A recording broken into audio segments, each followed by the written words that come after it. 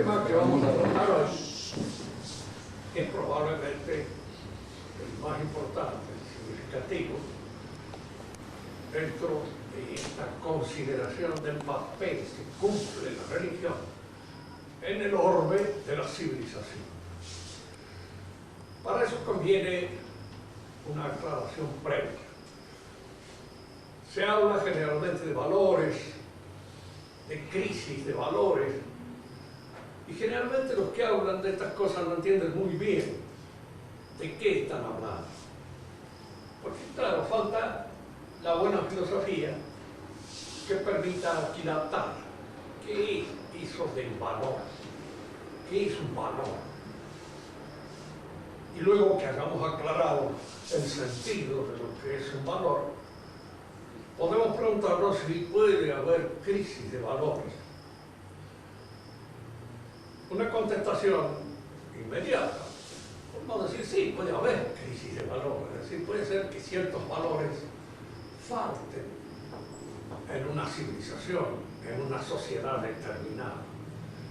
Pero generalmente la crisis, más que de los valores, objetivamente considerada, es una crisis de la valoración, es decir, de las preferencias valorativas, de aquellos valores que se toman como dominantes dentro de una sociedad, tal vez sin serlo así objetivamente. Primero conviene aclarar qué es el valor.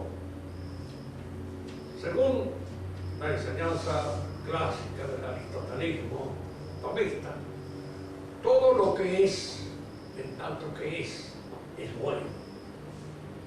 Es decir, la bondad es lo que podríamos llamar una propiedad trascendental del ente. Todo ente, en tanto que es apetecible, es bueno. Y podríamos decir desde ya que todo ente es apetecible. Si alguno me pregunta, pero dígale, los microbios son apetecibles.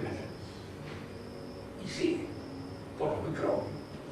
Si ellos no apetecieran seguir siendo microbios, indudablemente desaparecerían.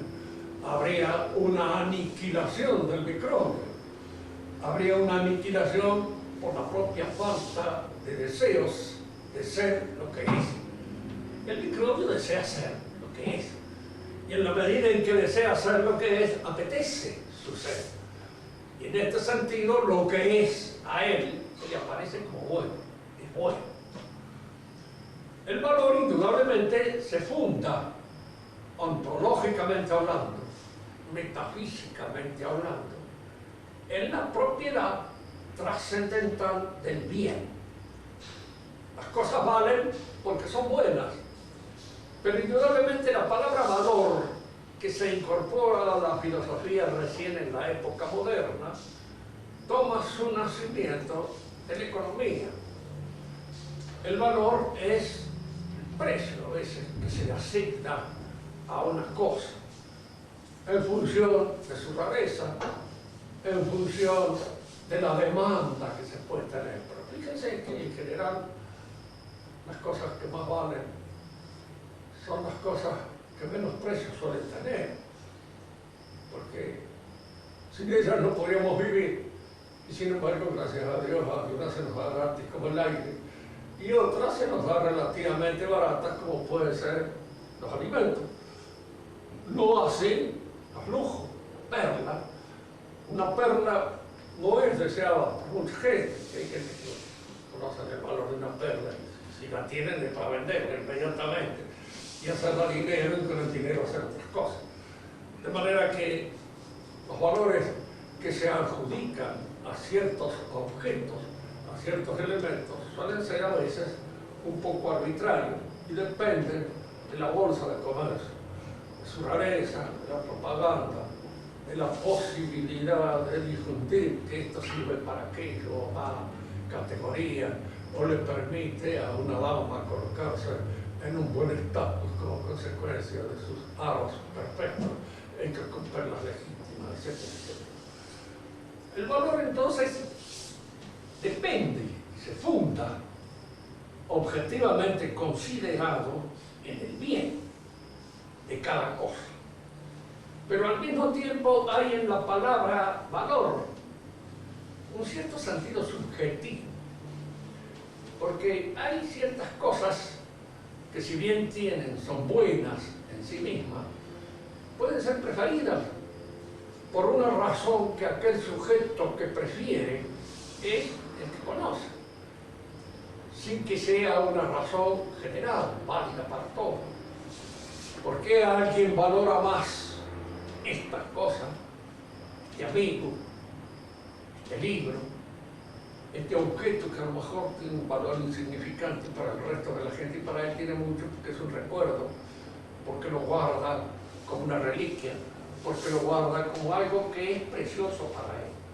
Por eso la palabra valoración implica siempre, cosa que no implica el bien, un aspecto subjetivo.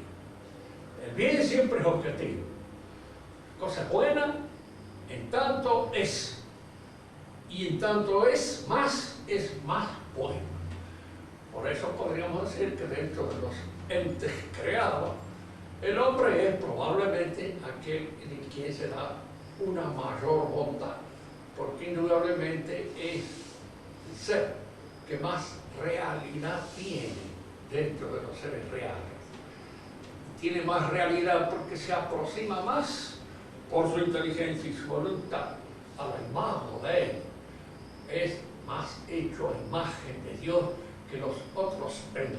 Por eso es también el más valioso.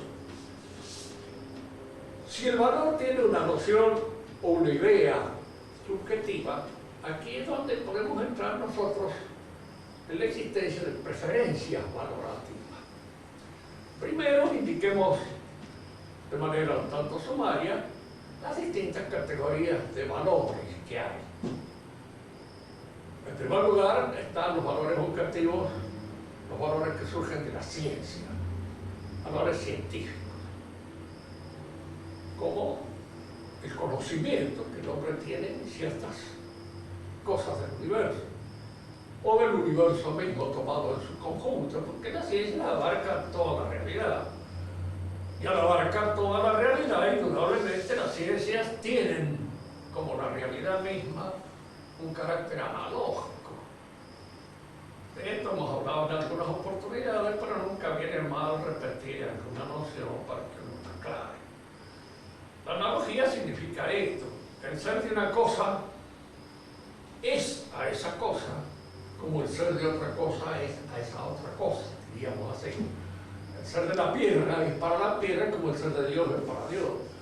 Pero entre estas dos cosas no hay igualdad, sino que hay una distinción de proporción, que es lo que hace que la igualdad sea proporcional.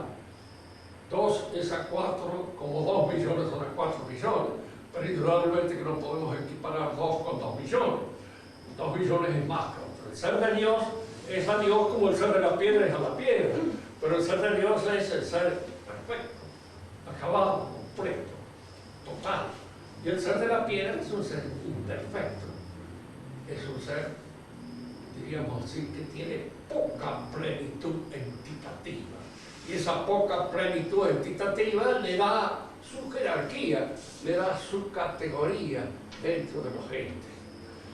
Las ciencias tienen entonces valores, que son los conocimientos que se dan dentro de una sociedad determinada.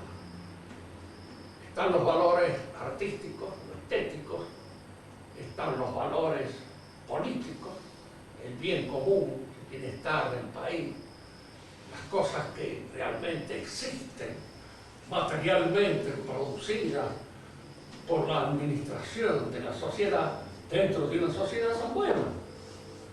Es bueno la obra sanitaria, es bueno que haya policía, es bueno que haya orden dentro del circuito de los automóviles, es bueno una serie de cosas que son valores propias de la administración del Estado dentro de una sociedad y que podemos llamarlos en un sentido general valores políticos, porque pertenecen a la policía del orden social o a la sociedad misma. Hay valores estéticos, como hemos dicho, valor de una obra de arte, valores que han sido creados por los imagineros, por los artistas, por los pensadores, etc. Hay valores económicos, como son todos aquellos que de alguna manera surgen del trabajo del hombre sobre la realidad. Todas aquellas transformaciones que hace el hombre de la realidad en favor del hombre para convertir a la realidad en su casa. Ese es un término usado por Hegel y que lo toma también Carlos Marx. Être chez soi, estar en su casa, y lo dicen en francés porque es más, tal vez más cómodo. Estar en su casa significa haber arreglado de tal modo el ámbito de la vida natural o del orden natural que al hombre le permita, diríamos, desarrollar mejor, con plenitud, todas aquellas otras facultades de lujo que nacen del ocio con dignidad. Es decir, el ocio es aquel tiempo que el hombre pierde para formarse a sí mismo.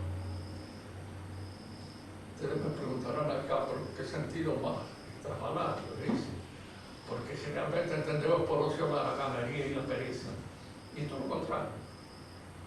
Ocio viene del griego scholé, que significa escuela, es decir, aquel tiempo que el hombre, diríamos, usa u ocupa para su formación interior.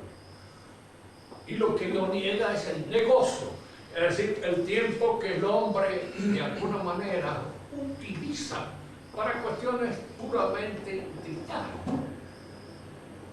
Recuerden que siempre el gran ataque a la iglesia, llevado por el mundo burgués, y que posteriormente va a constituir esa herejía que es hoy tan importante, que es el americanismo, que ha entrado por la influencia norteamericana. Los mexicanos, cuando se habla de Norteamérica, miran para otro lado, porque el vecino traumado que tienen ellos. La gran desgracia es haber estado al lado del gigante Norteamérica. El americanismo es aquello que precisamente acusa a la iglesia y a sus miembros de llevar una vida ociosa, pero teniendo el término de ocio, no el sentido clásico que tenía, sino habiéndolo transformado en pereza, en haraganería, es decir, en perder el tiempo sin negocio, en no hacer un negocio. Indudablemente la iglesia no es un negocio, y para los que es un negocio, indudablemente no está dentro de la iglesia como corresponde, porque la iglesia es el ocio.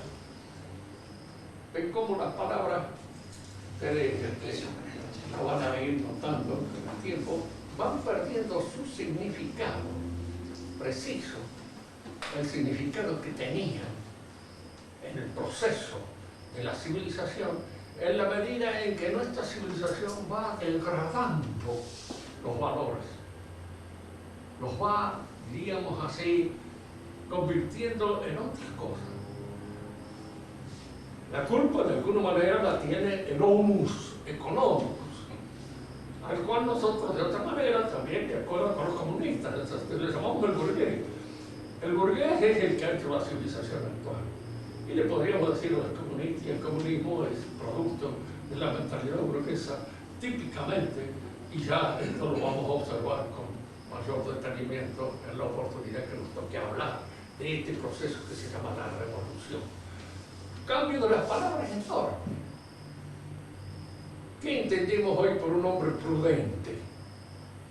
Un hombre que cuida el pellejo por encima de cualquier cosa.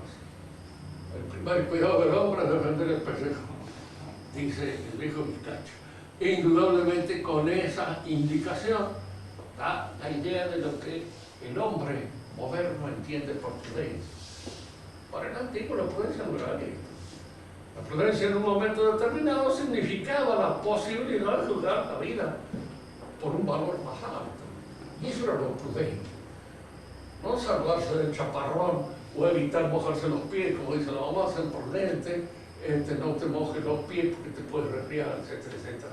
Esas son cosas que pertenecen a eso que Santo Tomás en su Tratado de las Virtudes llama la solercia, que es todo lo contrario de la prudencia, es un vicio la prudencia. Es decir, es algo ajeno a la prudencia. cómo se va perdiendo, diríamos así, el sentido cabal de los términos en la medida en que nuestra civilización se degrada y va cambiando la fisonomía de su valoración. Tenemos ahora los valores. Indudablemente, en la apreciación de un valor entra o se incorpora un elemento de subjetividad. Yo puedo tener preferencia por lo estético. Y en mi vida esa preferencia puede marcar todo el desarrollo de mi existencia. Puedo tener preferencia por lo político, puedo tener preferencia por lo económico, y mi vida se desarrolla de alguna manera en función de lo económico. Puedo tener preferencia por lo científico, y mi vida se desarrolla de alguna manera en el desarrollo de lo científico. Puedo tener preferencia por los valores biológicos, corporales del hombre, como lo tiene generalmente el deportista, el desarrollo de su plenitud física, el desarrollo de su energía, su fuerza. Fíjense que la palabra energía, agilidad, fuerza, indican valores, y son valores a veces físicos que el hombre debe cultivar, aunque más no sea por razones higiénicas, y debe mantenerlas para que de alguna manera al cuerpo te lo somete mediante una ejercitación determinada y lo acostumbra a proyectarse de un modo más efectivo sobre la realidad gracias a esa ejercitación. Siempre decía que aquel que no se ha ejercitado incluso en el arte de la guerra, conviene que lo haga, porque en un momento determinado puede encontrarse ante la necesidad de tener que exponer su vida y es conveniente en algún modo estar un poco, diríamos, ejercitado para hacerlo. De alguna manera estar en condiciones de poder realizar esa ejercitación. Si a uno no le toca, mejor, pero si en alguna medida tiene que hacerlo, es conveniente que esté preparado para realizarlo, porque son esas cosas que suelen suceder en el mundo. Las preferencias valorativas entonces existen, son individuales a veces, y a veces se convierten en preferencias valorativas colectivas, sociales. Si nosotros examinamos la ciudad moderna, nos damos cuenta que allí hay una preferencia por lo económico, total, absoluta. Y esa preferencia por lo económico es una preferencia que a nosotros nos viene, no de nuestra tradición católica, no es esa, nos viene de Norteamérica en general. Ahora, para precisar de una manera más clara, porque el norteamericano es el que está imponiendo su American Way of Life en todas partes. La ha impuesto en el Vaticano. Tiene una influencia extraordinaria en el magisterio actual de la Iglesia. Fíjense que una de las características de American Way of Life es esta: hay que vender un producto, y para venderlo hay que propagarlo con una propaganda eficaz, capaz de ponerlo. Es el mejor producto del mundo. Consuma usted tal cosa y es lo mejor que puede producir. Si quiere de alguna manera llegar a seducir a la dama de su corazón, compre una camisa en tal parte. Entonces va, parece así la camisa, el mozo que la lleva, y detrás el sueño de la dama que él va a conquistar con su camisa. Todos esos forman parte, diríamos así, del aparato programático, publicitario, que vende. Ya decía Billy Graham, uno de los más grandes oradores norteamericanos en materias religiosas. Decía, la religión es un producto, hay que venderlo. Y para venderlo usted tiene que salir en busca del consenso, presentarlo de manera tal de que pueda ser comprado. Y al presentarlo de manera tal de que pueda ser comprado, usted indudablemente tiene que perder de vista la verdad y tener en cuenta el consenso. Diríamos así, fíjense bien que esto es grave, porque esto entró en el Vaticano. tiene una figura, la figura del Papa de la Paz, del que está en paz que puede ser inicua, y no una paz que puede ser la verdadera paz. Y entonces hay que vender esa figura. Y para eso tienes sus asesores, sus managers, que son aquellos que en alguna medida hacen que esa figura adquiera un consenso universal gracias a las propuestas pacíficas. Todo el mundo quiere la paz, ¿no creen? ¿Por qué no estar en paz con el judío? ¿Por qué no estar en paz con el protestante? ¿Por qué no estar en paz con el islámico? ¿Por qué no estar en paz con el...? Pero indudablemente aquí nosotros tropezamos con una pequeña dificultad, que tenemos que difundir el Evangelio.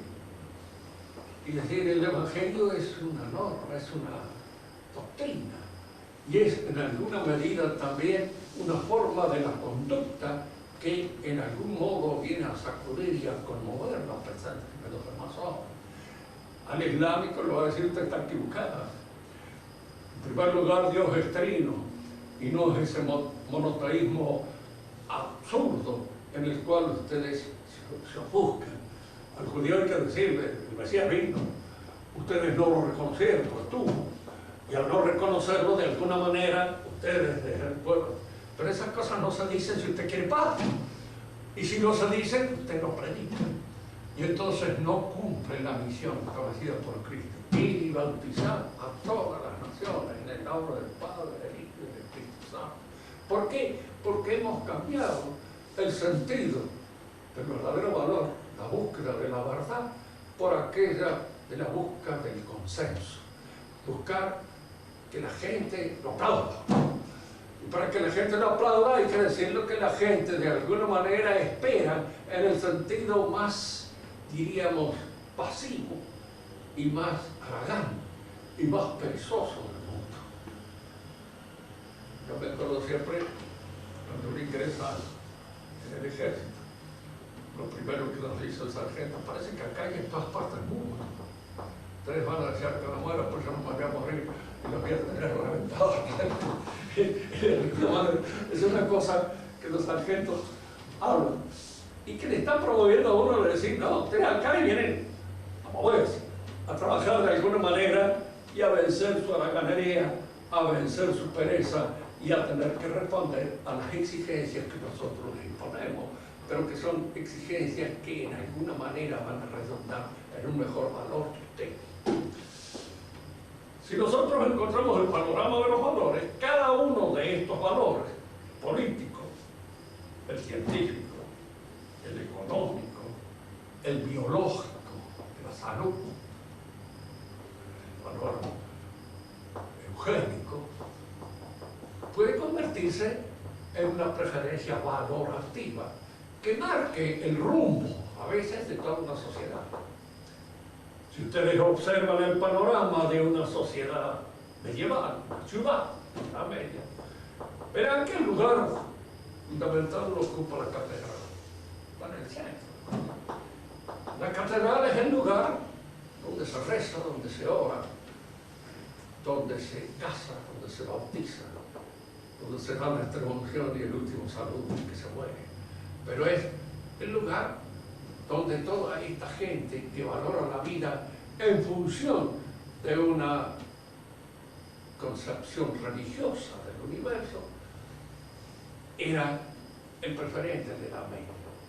Fíjense que todo lo que puede ser leyendas doradas puede ser falsas. Cuando uno dice, bueno, en la Edad Media todo el mundo era santo, nada de eso. Pero tanto las perversiones como las santidades eran reconocidas y en alguna medida reconocidas como tales. Hágale entender hoy a un gay que es un perverso. El gay que lo entiende trata de mejorar su situación, trata de curarse. Hay algunos que lo han hecho, sí, yo conozco un escritor que escribe en francés pero que es norteamericano, Green, creo que es no el gran Green, sino otro. Julian Green, que ha combatido toda su vida contra esa inclinación perversa que tenía. Y hay que ver a veces en parte de su memoria ciertos momentos pavorosos, porque son diabólicos en la, digamos, en la tentación que le experimenta. Ha visto el diablo presente, tentándolo para esa perversión que él combatió siempre. Bueno, esa es la verdadera actitud que puede tener, diríamos, un rey que en alguna medida reconoce la maldad de su inclinación, hermano, esa inclinación perversa que él posee. Ya cuando esto se quiere convertir en una cosa, en una manera de manifestar el amor sobre el hermano. Claro, nosotros nos encontramos ya ahí frente a una desvaloración de la realidad que es proterva y que está de alguna manera impuesta por toda la sociedad. Y uno pregunta, ¿por qué la sociedad tolera esto? ¿Por qué votan, hijo? Y al votar, al sufragar, de alguna manera hay que conquistar los votos de ellos. Y parece que en Norteamérica son muchísimos. Y acá están siendo cada día más también, de alguna manera que en un momento determinado es un número tal que el consenso necesita de su presión para hacerlo. Hay entonces preferencias valorativas, que son personales, pero que cuando se convierten en un polo obsesivo de toda la actividad del hombre, allí resultan perversas. El hombre que considera científicamente toda la realidad, yo no creo que exista, pero si existe alguno, Dios me libre. ¿Cómo va a elegir la mujer? Por el amor no. La va a elegir después de haber tomado todas las medidas posibles, etcétera, de haber quedado bien con toda la ciencia, y va a vivir hasta el momento determinado en que considere que científicamente no vale la pena ser vivido. ¿Por qué? Porque ¿qué es? Yo le denomina científicamente, porque yo digo, bueno, el despacho cuanto antes, como decía el experto de la estelar, me preguntaron, ¿qué es lo que usted quiere hacer? Y yo ni siquiera intentado salvar mi alma a ir al reino de los buenos, dice, que le ocurra lo más pronto que pueda. Me dijeron, amén, me dijo, así sea, así me voy, lo más pronto que pueda.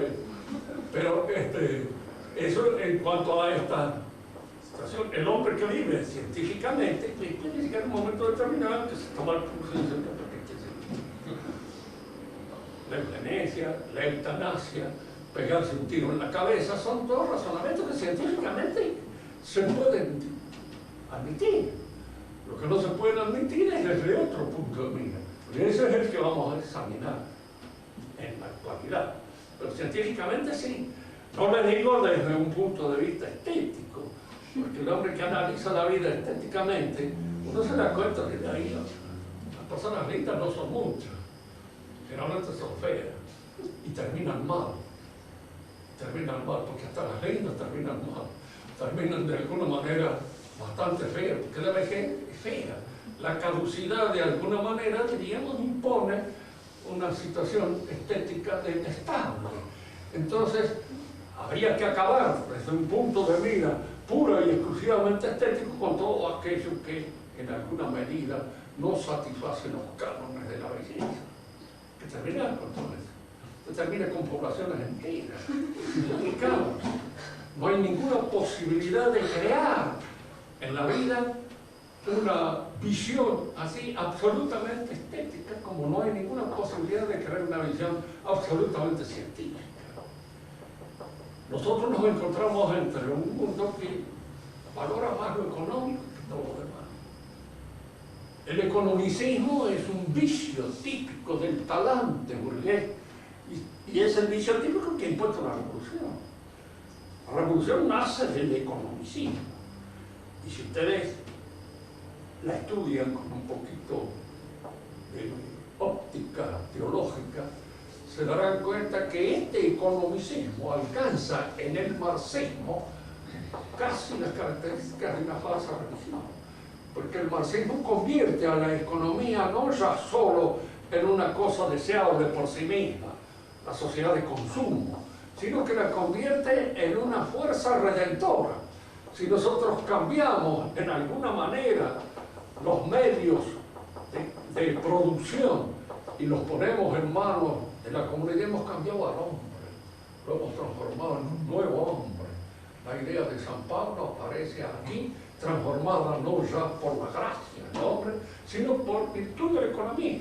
Es el cambio económico que va a producir esto. Precisamente este es el aspecto que podríamos llamar ilusorio del comunismo, porque en todos los años en que se produce. Y entonces el resultado es siempre para los que están conviviendo en esa sociedad es falso. Se ha roto el motor propio de la economía, que es el egoísmo, que ese es el motor propio que la hace funcionar, que la hace andar. Y al romper el egoísmo se ha roto la misma economía. Y entonces lo económico mismo, al ser exclusivamente económico, deja de ser económico.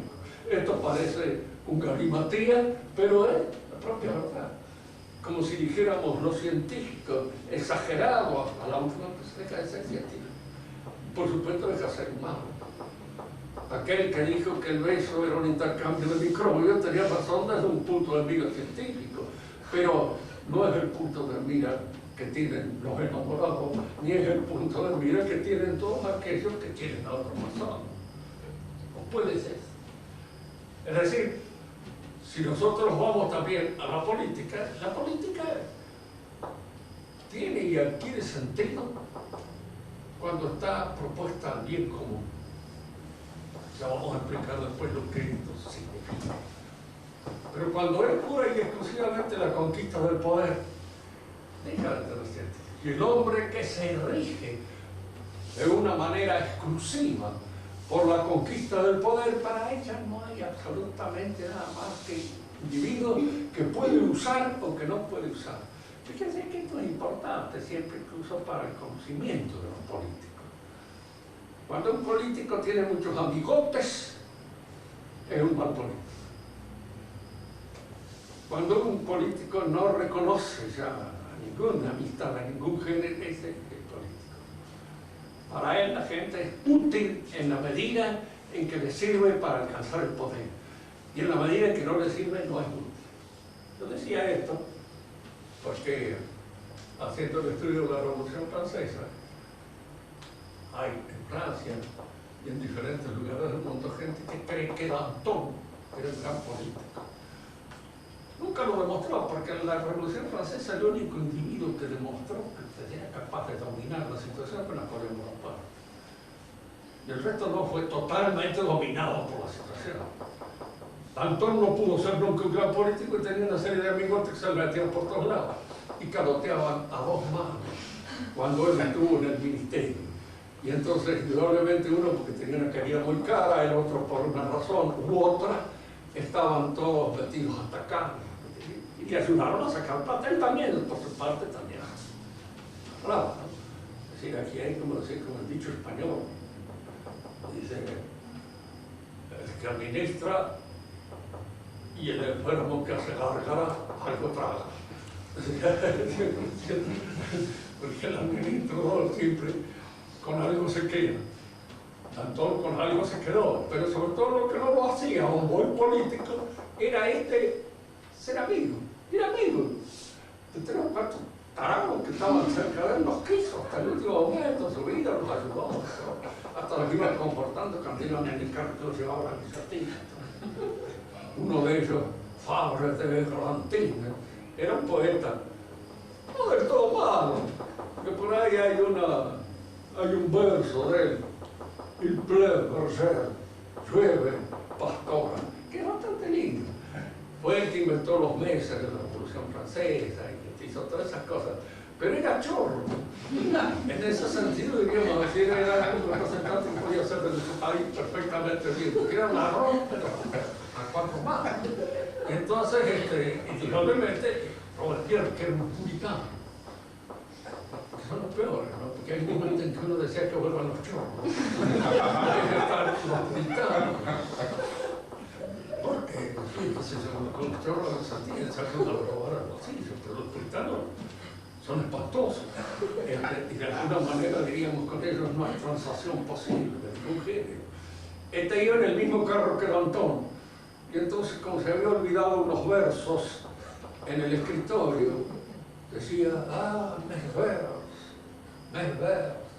Ustedes saben que la palabra vers en francés quiere decir verso y quiere decir gusano. Entonces, para consolarlo, le dice, demain tu seras de vers jusqu'à la tête. Mañana tendrás gusano hasta la cabeza.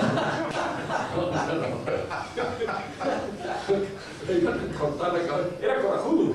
Entonces, esas cosas que en alguna medida en un hombre son raras. Era vital, corajudo, incluso aún en sus defectos y en sus cosas. Pero no era un político en el sentido cabal del término. Un político como pudo serlo Lenin, como pudo serlo Stalin, implacable. Se liquidó a todos los amigos, quedó ni uno de ellos en un momento determinado cuando no les servían para una cosa o para otra. Buscar el poder por el poder mismo es llevarse por delante todas las demás cosas. Casarse en función del poder, tener hijos en función del poder. No puedo tener más de esto porque todo esto me va a empezar a molestar y en un momento determinado no voy a poder hacer mi carrera, que es lo que en este momento a mí me interesa. Es decir, nosotros si observamos bien, ninguno de los valores que surgen de las actividades espirituales, naturales del hombre, pueden convertirse en un valor capaz de ordenar y polarizar el dinamismo propio de una sociedad, de una civilización. No se puede. Existe un sistema de valores naturales que nos permita a nosotros escoger los verdaderos valores para darles vida en detrimento de los que no son auténticos y verdaderos valores. Es que lo da la religión. Y la religión, como hemos visto, no es una actividad del espíritu humano. Es algo que Dios nos da a nosotros. Y esto hay que admitirlo. Yo no sé, porque claro, aquí estoy hablando con gente que son todos creyentes. Pero si hubiera algunos no creyentes, a mí me resultaría un poco extraño. Que se supone cómo organiza los tecnólogos de la vida social, en función de qué valor lo hace. Augusto Comte creía que se podía hacer en función del valor científico. Una vez que hayamos conocido bien la ciencia, que hayamos visto, esta ciencia, en alguna medida, nos hará crear la sociedad ideal a la cual tendemos. Él mismo se dio cuenta que esto no funcionaba, porque el hombre dice, ama más, que muchas veces sin razón, que lo que piensa. Y entonces no se podrá crear algo sobre el amor. Y entonces inventa esta religión, que fue la de él, fue el último, diríamos, invención de su doctrina. Esa religión de la humanidad, de los ancianos, de los niños, del embargo, todo esto. Claro, era un cristianismo laicizado, un cristianismo profanado, pero había una serie de sentimientos cristianos que tenían por tradición. Eran una familia muy católica. Tan católica era que él le escribía al hermano a veces sobre la idea que él tenía de realizar una religión, incluso con la organización papal, exactamente copiada del catolicismo, y el hermano le dijo, una religión que no viene de Dios no sirve para nada. No tiene sentido, porque si el creyente no sabe que viene de Dios, lo cree. Entonces, al no creer, probablemente no tenés creyente. Y una religión sin creyente no es una religión, es simplemente una cosa que está así, lo que podríamos llamar una especie de rezago folclórico, que se encuentra allí a la vera del camino. La religión tiene, porque la religión toma al hombre desde adentro. Es en el interior de cada uno de nosotros donde está la presencia de Cristo. Y estas no son palabras, no es oratoria. Cada uno de nosotros, aún dentro de la modestia con que puede vivir la religión, la siente. Sabe que no está solo. Y sabe que incluso sus malos pensamientos los debe corregir. ¿Y cómo corrige uno sus malos pensamientos?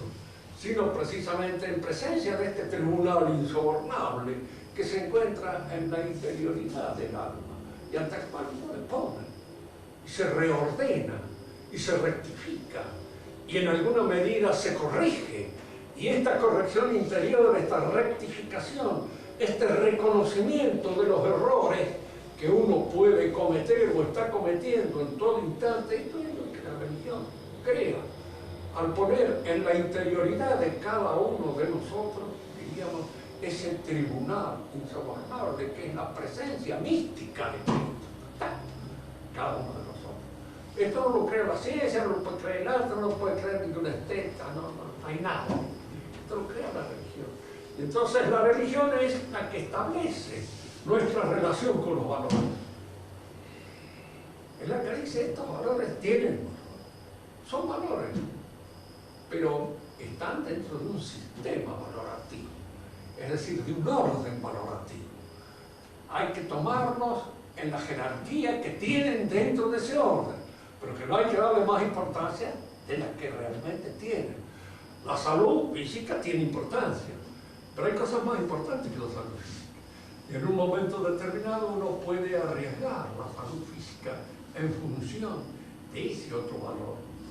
Fíjense que cuando alguien se lo llama para que pueda combatir por la patria o por alguna otra entidad, bueno, hay que darle un sentido al sacrificio.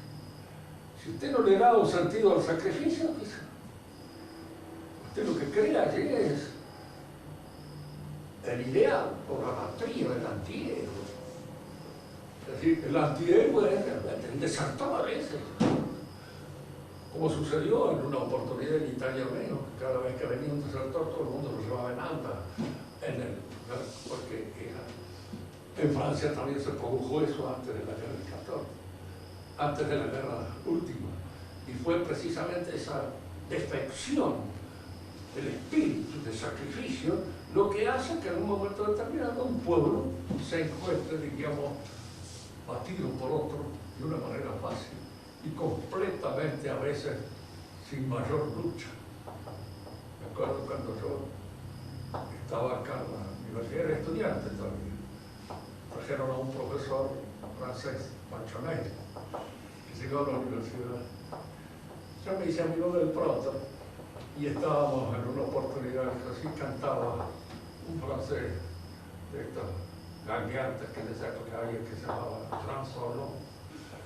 Entonces le digo a Alberto, mire, le digo, esas son las canciones que me dicen, sí, con eso hemos ganado la última guerra. Gracias a esas canciones nos han dado una paliza, nos han sacado patadas de adentro de la línea Maginot sin tener ni siquiera la posibilidad de combatir contra ellos. La religión es entonces lo que toma al hombre desde adentro, y al tomarlo desde adentro organiza su vida. Y la organiza en relación con los valores. Lo económico sí, pero lo económico está al servicio de otras cosas. Y es algo que debe servir. No se puede convertir a la sirvienta en la patrona. Porque en un momento determinado, cuando esto que es sirviente se pasa a los patronajes, toda la sociedad se deforma. Y se deforma como consecuencia de la hipervaloración de este valor, del valor económico. No es que no sea, pero cuando un valor se exalta, se sale de quicio, pierde su ubicación en el sistema establecido por la Iglesia, incluso ya, hasta en un momento determinado, deja de ser un valor. ¿Qué queremos decir con esto? Que la hipertrofia de lo económico es antieconómico. En un momento determinado, la economía exagerada se convierte en una cosa, diríamos así, que incluso produce situaciones económicas desesperadas y absurdas. ¿Por qué no hay? Para el hombre, por ejemplo, rico, de la media, el hombre que tenía dinero, lo rico era gastar y de alguna manera, diríamos, dar la vida que le correspondía, pero gastar su dinero. La plata se ha hecho para gastarla, y en la medida en que la gastaba, lo económico, diríamos así, se beneficiaba con ese apoyo que recibía de los hombres que tenían dinero. En la medida en que el dinero se hace, supóngase, la economía de la barba es absurda y es antieconómica, porque todo lo contrario de lo que puede ser el despilfarrador. el economista que de alguna manera no hace nada más que buscar el producto que produce el dinero y exclusivamente, convierte toda la sociedad en una sociedad de usureros, en una sociedad que no vive nada más que para la acumulación del dinero y para aquello que el dinero trae como consecuencia. Y esto es hipertrófico, en la actualidad lo estamos viendo. Todavía no hemos llegado, diríamos así, al momento de la catástrofe que esto va a producir, pero inevitablemente la va a producir como una hipertrofia del económico. Lo económico se ha convertido entre nosotros en aquello que destruye todos los otros valores. Destruye la ciencia. ¿En qué sentido la destruye? Pregúntenle hoy a cualquiera que no esté entre nosotros. Salgan del gueto y vayan de algún modo a otro que sea. Pregúntenle, dígame, la teología es una ciencia. A ver qué le dice un hombre inculto.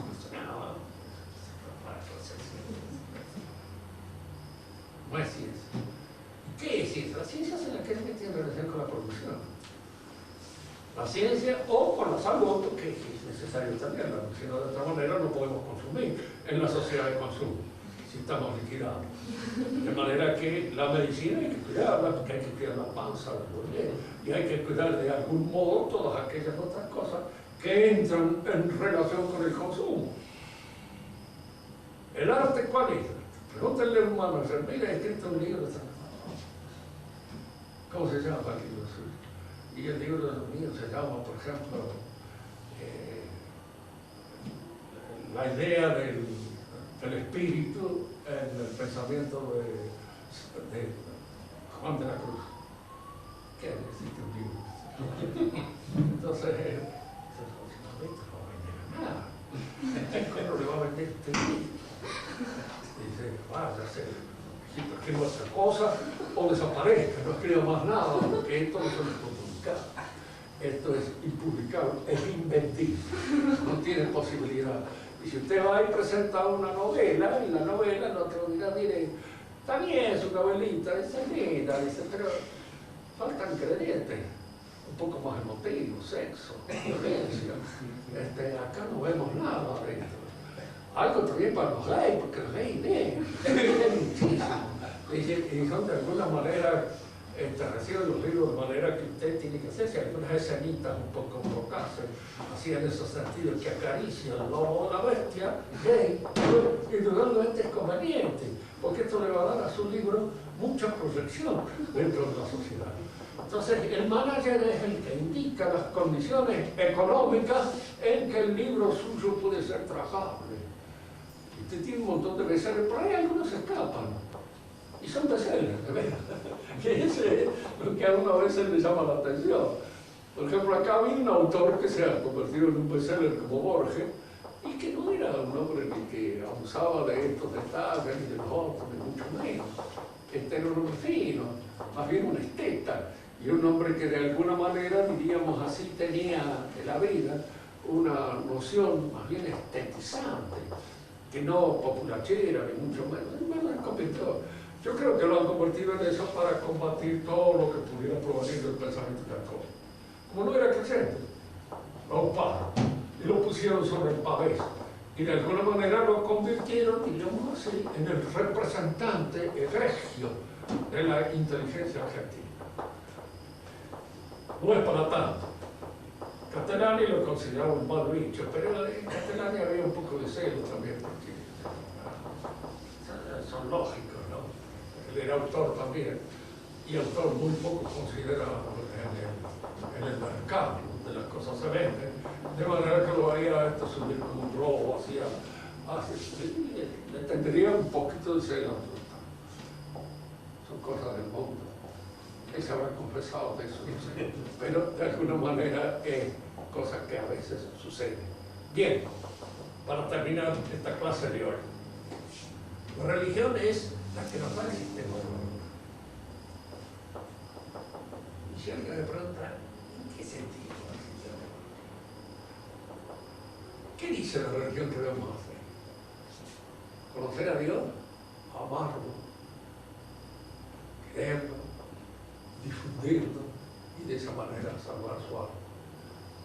Y uno le preguntaría, ¿y qué conocer a Dios? ¿Cómo se conoce a Dios? ¿Cómo se logra el conocimiento de Dios? Porque es indudable que para conocer a Dios hay que tener un alma limpia. Hay que limpiar, diríamos así, todas las posibilidades de comprensión. Conocer a Dios es conocer el ser y en alguna manera saber que la plenitud que es Dios, nosotros la logramos y llegamos a ella a través de una plenitud que nosotros realizamos en nuestra propia realidad, en esa transfiguración que es obra de la gracia y que es obra también de la buena voluntad. Esas dos cosas se juntan y entonces nos planifican. Y planificarse es, en alguna medida, acceder al conocimiento de Dios. Hagamos una ilustración más clara de esto, porque a veces no es fácil entenderlo. Diríamos así, una chica que está acostumbrada a arreglarse bien, ¿cómo sabe que otra está mal arreglada o está bien arreglada? Es cuestión de educación de los antiguos. Es una cuestión de educación del gusto, que se realiza, digamos así, en contacto con las cosas de buen gusto. Porque uno que sabe algo de poesía sabe que este verso es una porquería y este es bueno, precisamente por este refinamiento que nos permite apreciar. Bueno, cuando nosotros purificamos todas aquellas vías a través de los cuales nos llega el conocimiento de la realidad y quitamos de todas esas vías las pasiones, los elementos caedizos que nos permiten alcanzar el conocimiento de la verdad, nosotros estamos haciendo algo para adquirir esa aptitud para el conocimiento de Dios. Porque Dios se logra y se lo alcanza a través de la generosidad. Se lo alcanza a través de lo que podríamos llamar nosotros el vencimiento de todas las mezquindades que nos centran demasiado en nuestro yo, que nos centran demasiado en nuestra finitud, en la mezquindad de nuestros límites. Precisamente en eso. Por eso, ser generoso es mejor que no ser generoso, que ser mezquino, que ser avaro. Y la generosidad es una capacidad de dar, de ofrecer, de alguna manera de entregarse a esta fuerza y a esta pasión que nos lleva hacia los otros. Todo lo que es encerrarse en sí mismo es cortarse las vías de acceso a la realidad divina. Y todo lo que es, de alguna manera, abrir los conductos que nos llevan a esa generosidad y a esa plenitud es la forma de alcanzar el conocimiento de Dios. Las almas que están inmersas en el vicio no pueden alcanzarlo, porque el vicio nos atrae, acopla. Digamos que todos los demás tenemos malas inclinaciones, tenemos malas pasiones, y eso lo sabemos nosotros y a veces lo sabe también el sacerdote que nos confiesa, al cual le podemos decir a veces de una manera muy sucinta, pero que en alguna medida indica aquellas deficiencias que son las falencias propias de nuestra realidad finita y mezquina. Pero nos queremos corregir, y en tanto que nos queremos corregir es porque vemos, vislumbramos la posibilidad de una pureza que todavía no tenemos, pero es la que nos acerca al conocimiento de Dios. En la próxima clase desarrollaremos otro tema, pero siempre con él.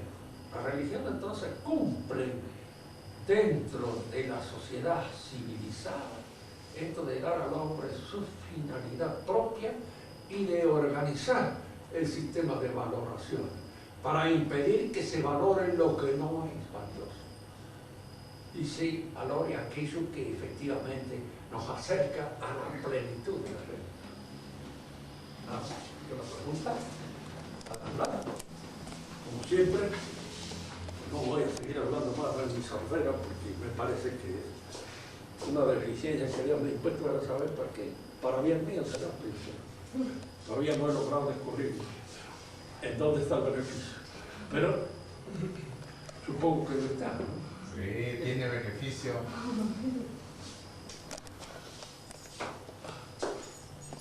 El que no hace hoy espera oír el día una música celeste.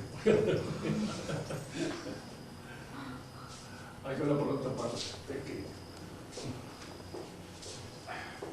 Los valores del mundo moderno, ¿cuál es el mayor de ellos? ¿Y cómo se opone al valor tradicional, al mayor de ellos? El mundo moderno. Sí. Bueno, aquí hay un proceso al cual nosotros le llamamos la revolución.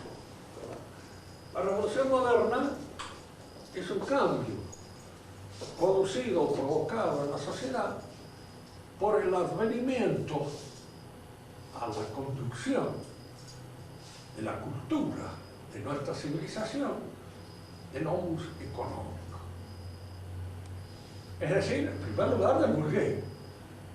Como bien lo señala Marx, que hay que aprender de los revolucionarios lo que es la revolución, que Marx sabe lo que es la revolución, y sabe quién es la que lo ha hecho. Pero esto es la burguesía. Y él lo dice perfectamente bien en el Manifiesto Comunista. ¿Y en qué consiste la revolución? La revolución consiste en esta hipertrofia del económico, que es típico del sistema revolucionario. Lo económico incide sobre todas las demás actividades del espíritu y las deforma. Y esto se puede ir viendo, obviamente que esto no se produce del día a la mañana, hay que luchar mucho, hasta que esto entre y penetre ya en el mismo magisterio de la Iglesia como está penetrando. Y esto va a ser el colmo, ya, diríamos así, del movimiento revolucionario, porque era la única cosa que se mantenía firme en todo este naufragio, como un islote que navegaba. Pero a partir del Concilio Vaticano II esta firmeza se ha perdido y se ha convertido en un magisterio fluctuante que cede a las instigaciones del económico, cede al mundo. No se olviden que nuestros enemigos son el demonio, el mundo y la carne. Existen efectivamente todas estas realidades. Más espantoso de todo es el demonio y el mundo. Y el mundo ha entrado en la Iglesia. La Iglesia ha adoptado un montón de cosas, diríamos así, que pertenecen al mundo moderno y que la Iglesia las considera a través del magisterio de los últimos papas como elementos positivos.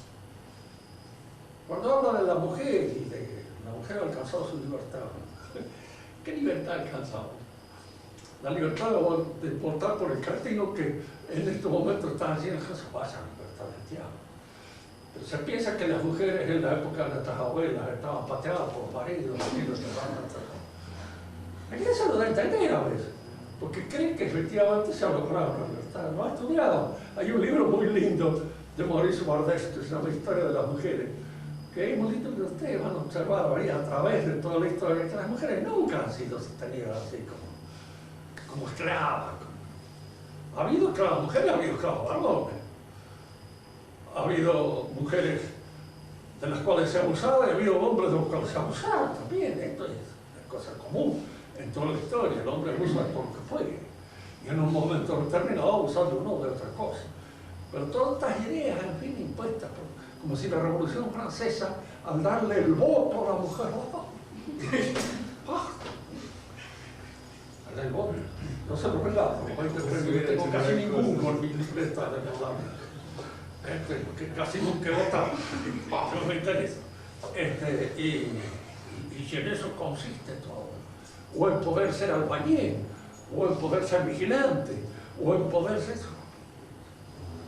Yo me acuerdo que había unas muchachas en mi pueblo que eran así, medio así, livianonas, de talón, pero pensaban irse a la capital, dejar las casas donde estaban y se y ellos sí iban a ganar mucho, tal vez se empleo, y en vez de estar sometidos a la autoridad del padre, que siempre en medio de todo, por muy que sea eso, una autoridad paterna, van a estar sometidos al gerente, al regente, al que las emplea, al otro, a aquel, ya se quedan usando ustedes de todas maneras, de manera que habrán perdido un amo para ganar 10 amos más, que son peores que el que han perdido, con toda seguridad. Y así en general sucede así. La revolución moderna es esa. Y yo creo que la sociedad que representa el grado más alto de la revolución es Norteamérica. No era Rusia. Norteamérica. Ya los norteamericanos mismos le decían a los rusos: con el miedo no se puede construir nada porque el miedo no compra. ¿Cómo lo compra? Claro, ¿cómo le va a vender un boleto de paseo turístico a un individuo que está asustado y que no puede hacer absolutamente nada más que quedarse en la casa para tomar un trago? En todo caso si puede, porque es lo único que lo anima un poco. Los rusos tenían un problema. Tomaban cada. ¿Y por qué? Estaban asustados todos. Todo el mundo estaba asustado. No sabía si estaba al lado mío, me iba a delatar la policía o qué iba a hacer en un momento determinado. Y los norteamericanos de esas antiguas, libertad para todo. Y de alguna manera, diríamos así, el Estado lo menos opresivo posible. Pero la sociedad no es opresiva. ¿Por qué? Porque ya lo vamos a comprender nosotros, entre nosotros, acá. Van a ver cuando ustedes piensen de una manera distinta como piensan. Publiquen algunas cosas mías del diario Los Andes. Vayan, llévensela. Y si se la publican, los felicito yo de todo corazón, pero no publican nada. Es decir, la declaración de muerte civil es una declaración completa. Este tipo es fiebre, para nosotros no existe, no aparece más de ninguna manera, ni el obituario. Porque no está en la línea, no es correcto. Entonces, al no ser correcto, es incorrecto. Y no puede estar. Como así en Norteamérica, el hombre que desafina se puede colocar fuera de la sociedad. No se puede ser un extravagante si él cultiva su extravagancia y la sabe vender. Si no la sabe vender, no se ubica en el contexto social. Y entonces es un extrafalario, a nadie le da corte. Ni nadie le interesa más nada de lo que está pasando. Los hay muchos. Muchas veces el hombre que se desajusta con el orden social al cual pertenece, él mismo va al psiquiatra. Él siente que algo no le anda en el mate. Y entonces va y consulta al psiquiatra. ¿Para qué? Para que el psiquiatra lo arregle un poco, le modifique y lo meta otra vez en el contexto social y lo haga aceptable a la realidad. Que él mismo se siente loco. Y si uno piensa, por los demás soy loco. Y de alguna manera el pensamiento imbécil, que es el que predomina, todo, que es el que dan los diarios, el que da todo eso, no lo acepta porque estoy mal de la cabeza. En Rusia no, en Rusia cuando uno disentía, lo llevaban al psiquiatra, pero lo agarraban así con el chaleco. Él no iba por propio impulso. En Norteamérica va por propio impulso y ese es el triunfo más grande de la publicidad. Que va solo, no necesita que lo lleve, va solo. Y él mismo se trata de corregir sus errores en función de lo que la sociedad enseña. Otra pregunta, Sonia, usted. Yo le quería preguntar algo. Ahora hablando de los ideales económicos y todo, al margen de los ideales económicos que son los que predominan ahora, ¿no hay en la juventud actual un cambio en el sentido de que ya no hay ni ideales? No hay valores, no hay ideales en la juventud. Sí, no, puede haber. Los hay. Pero no son los que predominan, ni son los que marcan época. Es como hay escritores buenos en la actualidad que usted puede leer. No son muy leídos. Y de alguna manera, diríamos así, no son los que aparecen en primera línea. Sí, esas cosas puede haber. Incluso hay ideales económicos. Los comunistas son idealistas. Y ellos consideran que, como decía Babel, queremos una sociedad igual en todo. Todo el mundo. Es decir, una sociedad que cualquier desigualdad que usted manifieste se la corta. Ahora que, bueno, que hay una sociedad, ¿no es cierto?, que prescinde de toda idea religiosa, y la misma iglesia, ¿no es cierto?, no funciona como debería funcionar en dirigir. ¿cuál es el papel, ¿no es cierto?, de la religión? O sea, ¿cómo juega cuando no está? O sea, cuando desaparece. Sí. Hay una cosa, ¿no es cierto? Cada uno de nosotros debe vivir de acuerdo a lo que es. Si a mí alguien me preguntara qué ha hecho usted, yo enseñé siempre lo que tenía que enseñar. Me han aguantado. Me ha aguantado más la universidad laica que la universidad católica. De la universidad católica me echaron.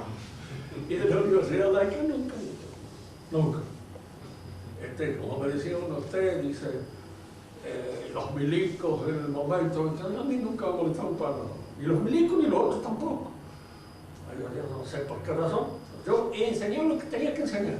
Y cualquiera que revise mi programa se dará cuenta del distinto. He vivido de acuerdo a lo que tenía que vivir.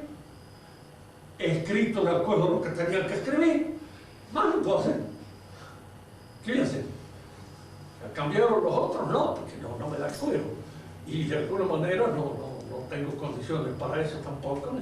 Ni sé cuál puede ser el método para hacerlo.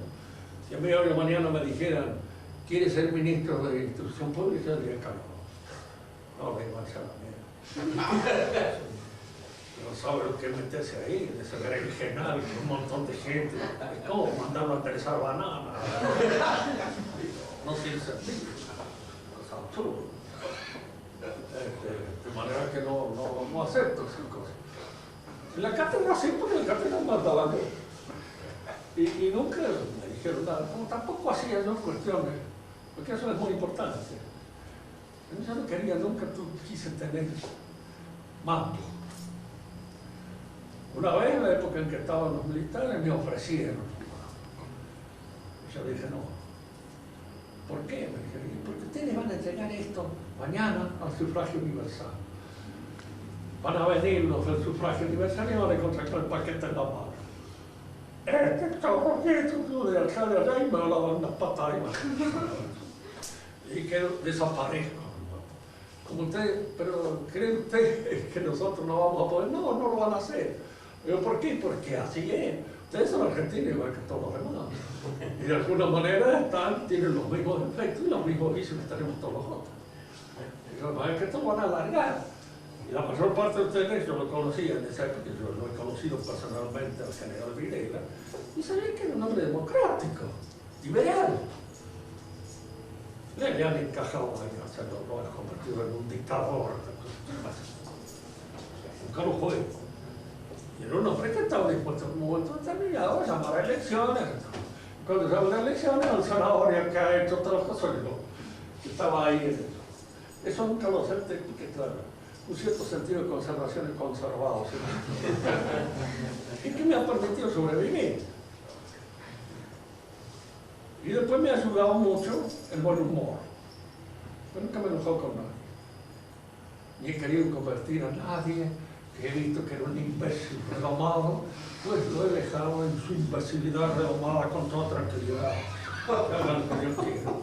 No lo voy a poder convertir a este y que se yo quiera. En San Agustín. Pero no me han impedido decirlo. Y cuando hablaba en clase, he dicho siempre lo que tenía que decir. Y tanto que sí, por ahí había algo, yo hacía la apología de la monarquía, creí que era monárquico. Digo, mira, yo no he soñado nunca con un monarca por Argentina.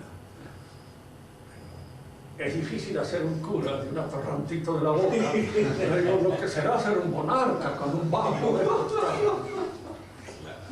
Ya, es pedirle al esperador.